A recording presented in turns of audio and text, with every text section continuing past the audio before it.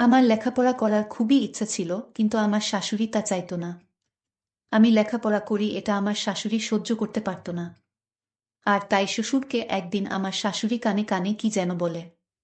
তারপর শ্বশুর আব্বা একদিন আমার সাথে যা করেছিল তা কোনো মেয়ের পক্ষে মেনে নেওয়া সম্ভব না। তাহলে পুরো ঘটনাটি বলি। আপনার মেয়ে পড়াশোনা করতে পারলে আমি কেন পারব না? নতুন বউয়ের এমন কথা শুনে চমকে যায় শাশুড়ি।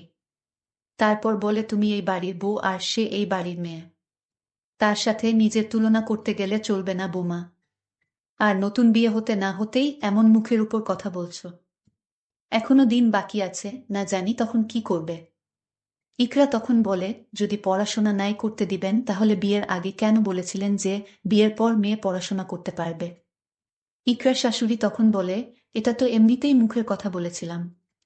যদি না বলতাম তাহলে কখনো এই বিয়ে করতে না। আর বাড়ির বউদের ঘরে মানায়, কিন্তু বাড়ির বাহিরে মানায় না। ইকরা তখন বলে, মিথ্যা প্রতিশ্রুতি দেওয়া ঠিক না। আপনার মেয়ে যদি এই বাড়িতে থেকে পড়াশোনা করে, তাহলে আমাকেও সুযোগ দিতে হবে। আমি তোমাকে আগেই বলেছি বাড়ির বউদের মেয়েদের সাথে তুলনা করতে নেই। ইকরা তখন মুচকি হেসে বলে, আপনিই না বলেছিলেন আমাকে এই বাড়ির মেয়ের মতো রাখবেন? তাহলে কি সবকিছু মুখের কথা ছিল? ছেলের বউয়ের কথায় বিরক্ত হয়ে চলে যায় ইকরার শাশুড়ি। আর বলে, যা বলার অসীমের সাথে বলবে। আমি আর কিছু বলতে চাই না। রাতে অসীম অফিস থেকে বাসায় ফিরলে, আজ যা যা হয়েছে সব বলে ইকরা। কথা শেষ হলে অসীম বলে, মা যা বলেছেন সব তো ঠিক বলেছে।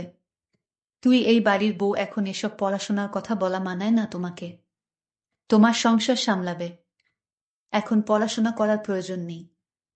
ইকরা তখন বলে, আমি পড়াশোনা করতে চাই, আর কিছু না। বিয়ের আগে আমি এই শর্ত দিয়েই তারপর তোমাকে বিয়ে করেছি অসীম। অসীম বলে, তুমি পড়াশোনা করে কি করবে? উচ্চশিক্ষিত হবে, আর বেশি হলেও পড়াশোনা শেষ করে তুমি একটা ভালো চাকরি করবে।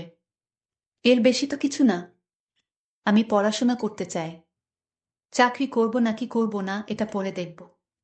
নাইম বলে, এত কিছু দরকার নেই। আমি তো আছি। এমন তো না যে আমি ভালো কোনো চাকরি করব না। তোমাকে অভাবে রেখেছি।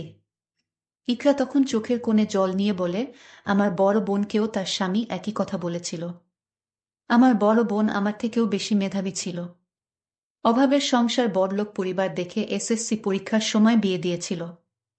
স্কুলে অনেক সুনাম ছিল, সকল টিচার বলতো হুমায়রা অনেক ভালো ছাত্রী আর মেধাবী ছাত্রী, এই স্কুলে কখনো দেখেনি এমন ছাত্রী। কিন্তু এসএসসি পরীক্ষার সামনে করে বিয়ে হয়ে যায়। বিয়ের পরে আমার বোন বলেছিল পড়াশোনা করার দরকার নেই। ঠিক এমনি প্রতিশ্রুতি দিয়েছিল, কিন্তু আজ আমার বোন ঘরে বসে আছে। ডিভোর্স হয়ে গেছে।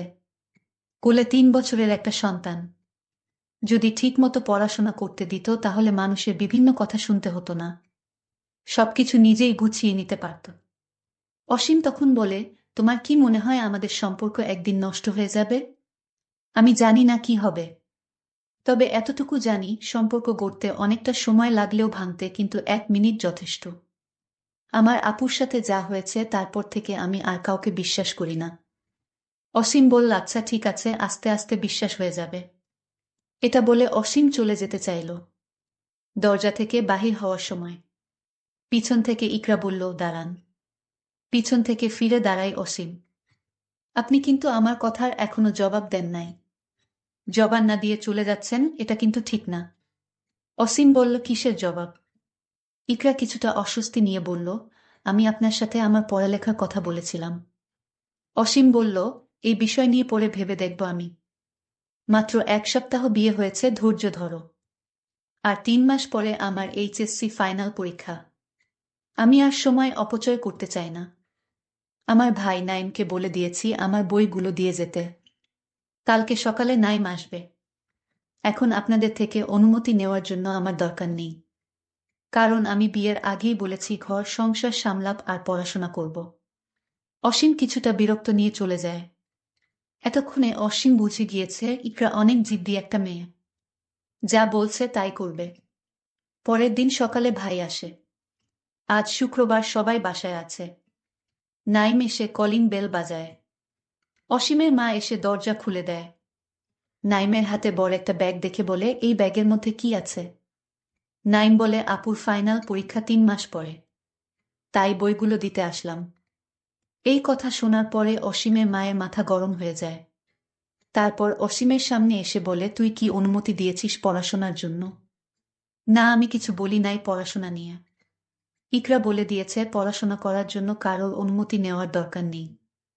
আর বিয়ের আগে পড়াশোনার জন্য অনুমতি দেওয়া হয়েছে। তাহলে এখন আর সমস্যা কিসের? সমস্যা আছে, তুই বুঝবি না। বুকে মাথার উপর তুলে রাখা যাবে না। আজ তোর কথা শুনে নাই, কালকেও শুনবে না। এভাবে আস্তে আস্তে তোর কথায় কোনো পাত্তা দিবে না। ইকরা এসে ভাইকে রুমের মধ্যে নিয়ে গিয়ে শরবত খেতে দেয়।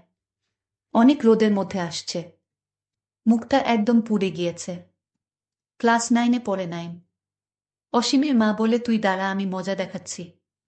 বইসহ এখনই আমি ওর ভাইকে বিদায় করে দিচ্ছি। অসীম বলে, না মা, এমন কিছুই করবে না। চলেই যখন এসেছে কোনো ঝামেলা করবে না তুমি। নতুন বিয়ে হয়েছে, এটা যদি ইকরার বাবা মা জানে তাহলে একটা সমস্যা সৃষ্টি হবে। আর ডিভোর্সও হয়ে যেতে পারে। এখানে মান সম্মানের একটা বিষয় আছে। নাইম ওর বোনকে বলে, আপু, তোর শাশুড়ি তোর পড়াশোনার অনুমতি নিয়ে কি বলছে? আগেই তো বলা হয়েছে তুই বিয়ের পর পড়াশোনা করতে পারবি।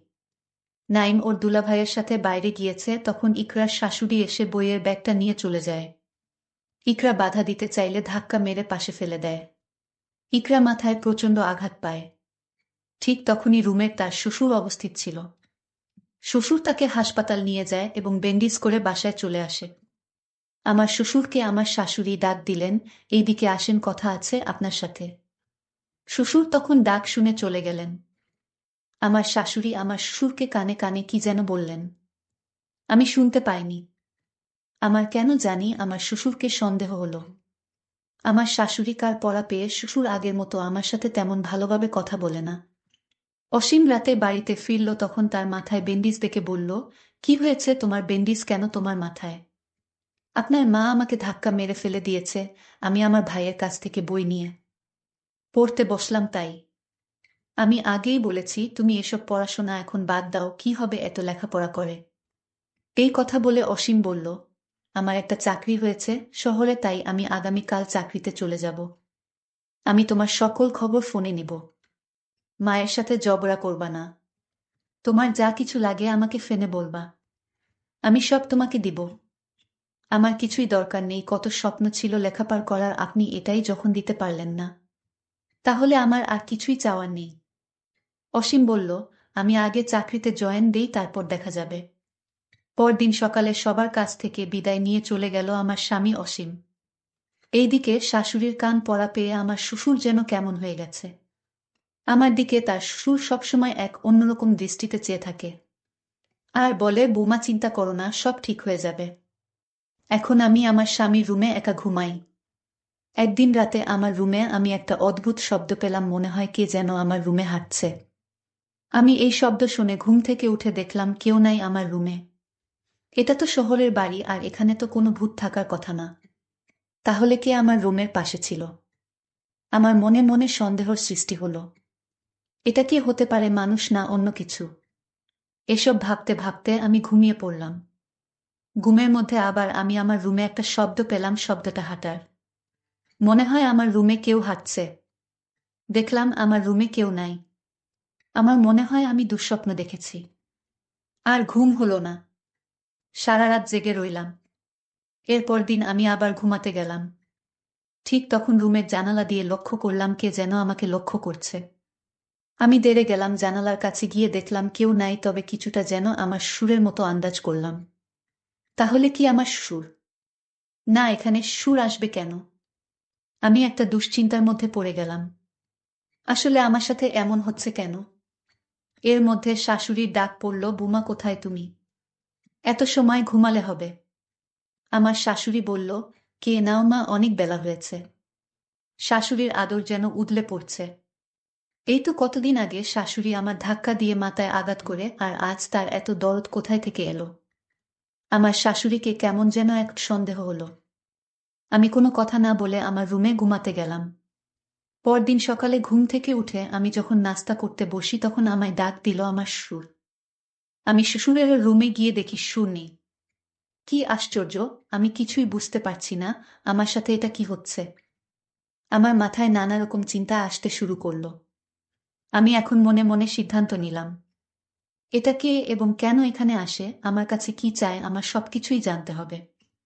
যতদিন পর্যন্ত আমি জানতে পারবো না, ঠিক ততদিন পর্যন্ত আমার মন কিছুতেই শান্তি হবে না। এর মধ্যে আমার স্বামী অসীমের ফোন আসলো। আমি ফোনটা রিসিভ করি। আমার স্বামী আমায় বলল, কেমন আছে? আমি বললাম, ভালো, তুমি কেমন আছো?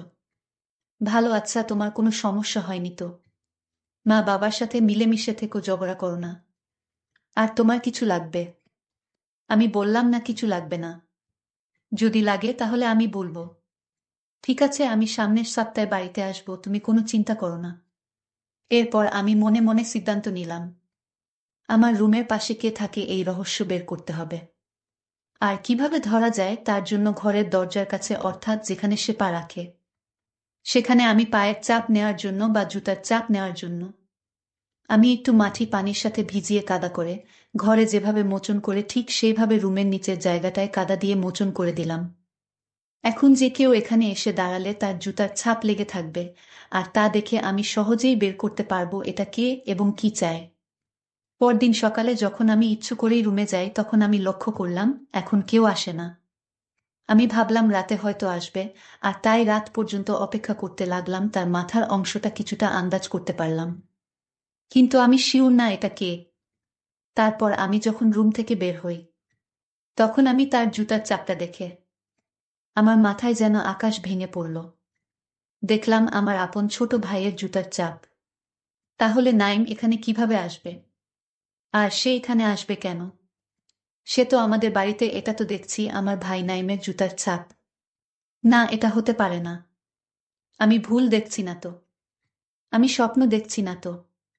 আমি আমার প্রত্যেকটা রুমে আমার ভাই নাইমকে দেখলাম এবং তার জুতা খুঁজলাম, কিছুই পেলাম না। আমি এখন কি করব বুঝতেছি না। এই বিষয়টা কি আমার শ্বশুর শাশুড়ির সাথে শেয়ার করা যায়? এক মনে ভাবলাম, না, এখন শেয়ার করব না। তাকে আমার নিজ চোখে দেখতে হবে। আর এটা দেখার জন্য আমি আমার বড় বোনকে বললাম, তুই একদিনের জন্য আমার শ্বশুর বাড়িতে আসবা। আমি একটা মহা দুশ্চিন্তায় পড়ে গেলাম। আমি আপুকে বললাম, তুমি আমার শ্বশুর বাড়িতে আসো, তোমাকে আমার জরুরি দরকার। তুমি কালই আমার স্বামীর বাসায় আসো। বড় আপু বলল, ঠিক আছে, আমি কাল আসছি। পরদিন আপু যখন আসলো, রাতে খাওয়া দাওয়া করে যখন ঘুমাতে গেলাম, তখন সব ঘটনা আমি খুলে বললাম। আপু বলল, নাইম এখানে আসবে কি করে? সে তো আজ 10 দিন ধরে তোর দুলাভাইয়ের বাড়িতে। তোর দুলাভাই ব্যবসার কাজে গেছে, তাই বাড়িতে কেউ নাই, তাই আমি একা একা থাকতে ভয় পাই, আর তাই নাইমকে নিয়ে গেলাম আমার বাসায়। কি বলো আপু, তাহলে নাইমের জুতার ছাপ এখানে কি করে এলো? ঠিক আছে, তুই কোনো চিন্তা করিস না, কাল এর রহস্য আমি খুঁজে বের করব। তারপর আপু আর আমি ঘুমিয়ে গেলাম। সকালে আমার বড় বোন বলল, আমি আগে থেকেই রুমের জানালার পাশের রুমে আমি একটা মোবাইল নিয়ে দাঁড়িয়ে থাকব, আর রাত যখন হবে তখন আমি ওই রুম থেকে দেখব সেটা কে তোর রুমে আসে এবং তোর কাছে কি চায় সব ভিডিও করে ফেলব। তাহলেই সে ধরা পড়বে। আমি বললাম, আপু তোমার মাথায় এত বুদ্ধি আছে। পরদিন রাত হলো, আপু আগে থেকেই রেডি, আর আমি এইদিকে রুমে গিয়ে শুয়ে পড়ার ভান করলাম। তখন রুমের দরজার কাছে একটা লোক আসলো এবং দরজাটা দিয়ে প্রবেশ করলো রুমে। সেটা আপু দেখতে পেল এবং কয়টা ছবি তুলে ফেলল। ছবিতে যে লোকটি ছিল তা দেখে আমি অবাক হয়ে গেলাম। সেটা আর কেউ না, এটা হলো আমার শ্রদ্ধের শ্বশুর আব্বা। কিন্তু এটা যদি শ্বশুর আব্বা হবে, তাহলে নাইমের জুতার চাপ এখানে আসলো কি করে? কিন্তু ছবিতে ভালো করে লক্ষ্য করলাম, শ্বশুর আব্বার পায়ে যে জুতা ছিল সে জুতা নাইমের। মানে আমার শ্বশুর আব্বা নাইমের জুতা রুমের দরজার কাছে আসতো। নাইম যেদিন আমার স্বামীর বাড়িতে বই দিতে আসলে, সেদিন নাইমকে শ্বশুর আব্বা নতুন জুতা কিনে দিয়েছিল। আর তার পায়ের জুতাগুলো আমার শ্বশুর অন্যরকম বাহানা দেখিয়ে জুতা রেখে দিল। শ্বশুর কেন আমার ভাই নাইমের জুতা পরল সেটা পরে বলছি। তার আগে বলি, আমি যখন ঘুমের ভান করে শুয়ে রইলাম, তখন শ্বশুর আব্বা আমার রুমে ঢুকল। তারপর আমার স্বর্ণের অলংকারের সাথে একটা তাবিজ বেঁধে দিল, আর আপু জানালা দিয়ে ভিডিও করল। তাবিজটা বেঁধে রুম থেকে বের হয়ে গেল। আমি আমার স্বামীকে ফোন দিলাম, বললাম তাড়াতাড়ি বাড়িতে আসো, জরুরি কথা আছে। আমার স্বামী আমার কথা মতো রওনা দিয়ে দিল। বাড়িতে আসার পর আমার স্বামীকে আমার বড় বোন ভিডিওটা দেখালো। শ্বশুর আব্বাকে আমার স্বামী ডাক দিয়ে বলল, বাবা এসব কি দেখছি? তুমি আমার স্ত্রীর অলংকারের সাথে তাবিজ বাঁধলা কেন? বাবা তখন সব বলে দিল, আমার কোনো দোষ নেই বাবা, সব দোষ তোর মায়ের। তোর মা আমাকে একটা তাবিজ দিয়ে বলল, তুমি বৌমার গলায় তাবিজটা পরিয়ে দিও, তাহলে বৌমা এসব পড়াশোনার কথা ভুলে যাবে। আর এমনও হতে পারে তার স্বামীর প্রতি হিংসা বেড়ে যেতে পারে এবং তাকে ডিভোর্স দিয়ে চলেও যেতে পারে। তোর মায়ের তোর স্ত্রীকে পছন্দ হয়নি। সে নাকি মুখের উপর কথা বলে আর তাই জাদু করার সিদ্ধান্ত নেয়, যেন সে এ বাড়ি থেকে চলে যায় স্বেচ্ছায়। বাবা তোমরা একাই থাকো এ বাড়িতে, আমি আমার স্ত্রীকে নিয়ে এ বাড়ি থেকে চিরদিনের জন্য চলে যাচ্ছি। বুক ভরা কষ্ট নিয়ে বাড়ি থেকে শহরে চলে এলাম। কিছুদিন পর আমার মা বাবা আমার কাছে গিয়ে বলল, বাবা আমি চেয়েছিলাম বোমা সারাদিন বাড়িতে থাক, আমি চাই না বোমা লেখাপড়া করে চাকরি করুক, এতে বাড়ি শূন্য শূন্য লাগবে, আমার গল্প করার মতো কেউ থাকবে না। আর এই জন্য জাদু করেছিলাম যেন বোমা লেখাপড়ার কথা ভুলে গিয়ে সংসারে মনোযোগ দেয়। চলো বাবা বোমাকে বাড়িতে নিয়ে যাই। আমি মায়ের কথা ফেলতে না পেরে আমি আবার সেই বাবার বাসায় ফিরে আসলাম। বন্ধুরা গল্পটি কেমন লাগলো তা অবশ্যই কমেন্ট করে জানাবেন। ধন্যবাদ।